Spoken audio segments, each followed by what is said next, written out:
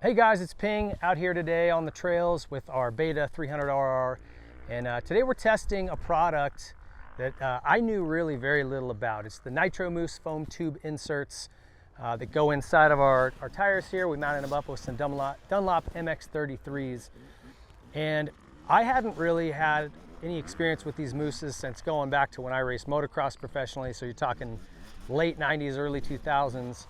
And we would run them in the back tire at like Unadilla and Binghamton, a couple of tracks, that's it. So for motocross applications, and back then, 20 some years ago, we didn't really love the way they felt, particularly with the front tire, at least for me, but it obviously is nice to know you're not getting a flat. So I wanted to kind of revisit it now that like Nitromousse is making a better product than what I had back then.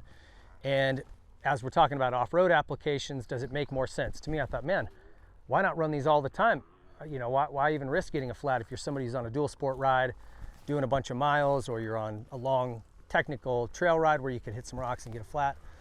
So I went to Jay Clark, who is the Dunlop rep out here and helps us with all our media stuff, and also Rodney Smith, who, as you well know, is well-versed in everything moto and off-road, and sort of picked their brain. The folks at Nitromousse were kind enough to send us a set of these, and we mounted them up, and even the mounting process, if you're not familiar with these, I'll just share with you what I learned, okay? And I thought, well, I know they're a little harder to change, but how much harder?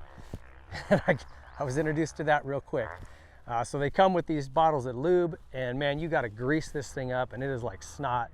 It's dripping everywhere. You gotta have it inside the tire, and I'm like, why do you need so much? And they said, well, not only does it make it easier to get the tire on, but it actually acts as a lubricant and as such a coolant, so that that foam insert isn't moving in that tire, creating heat, which will then break it down and make that thing disintegrate. So you need a lot of lube, so much that it's goopy, right? So you want to make sure you do a good bead of tape around your rim so it's not squishing out all of the nipples for the spokes, because it gets messy. I'm not going to lie to you. We were a mess when we changed these things. And it's definitely a little tougher than a tube, no question about it. Doesn't mean you can't do it, but be careful that you don't damage the bead of your tire, because you know, sometimes if you're not using good technique, you can do that. And I kind of picked their brains, like why aren't guys using these all the time? Well, what's the application for these?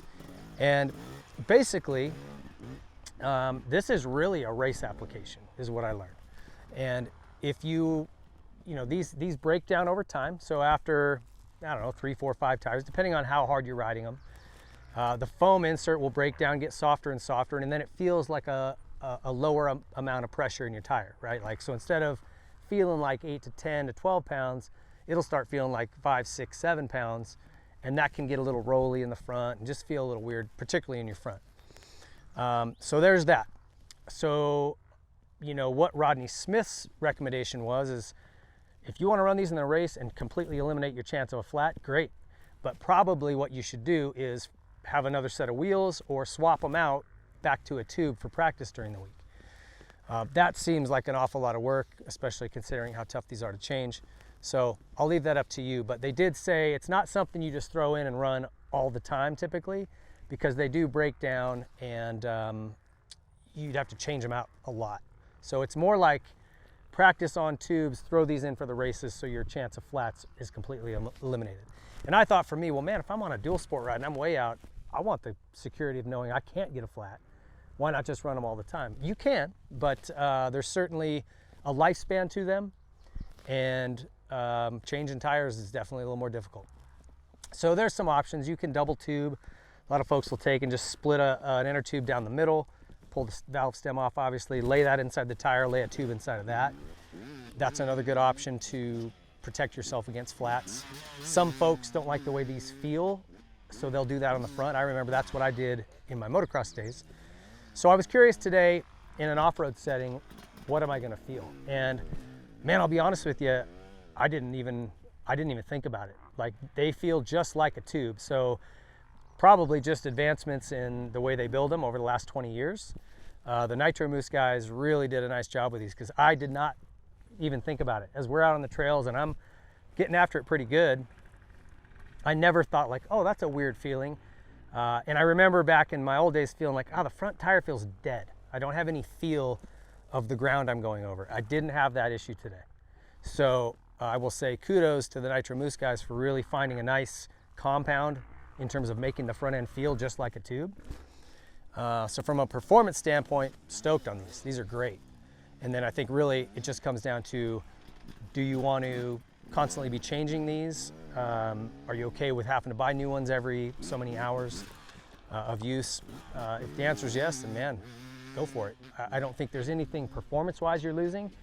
And it's pretty nice to know you can just go hammering into a rock face or a tree stump or whatever it is as hard as you want, and you're not going to get a flat. There's a lot of peace of mind that comes with that. So I guess that's kind of where I landed on it. I did learn a lot about these, and bashed my fingers up pretty good getting it changed. But I'm not a good tire changer anyway, so I'm not a real good reference there. But I do know performance-wise, man, felt just like a tube to me, which is great. And far as knowing you're not going to get a flat, a nice peace of mind.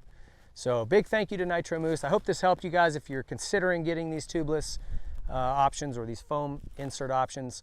Like I said, certainly from a performance and peace of mind standpoint, well worth it. A little bit of work that goes into doing that though. So weigh those out and check them out. If you guys are in the market, look at the Nitromousse product. Amazing stuff. Really, really good feel on the track, which is what I'm always most concerned with, is when I'm on the trail, what kind of feedback am I getting? And these were awesome. So big thanks to Nitromousse for sending us a set to try. And if you guys are into it, check them out. We'll see you next time.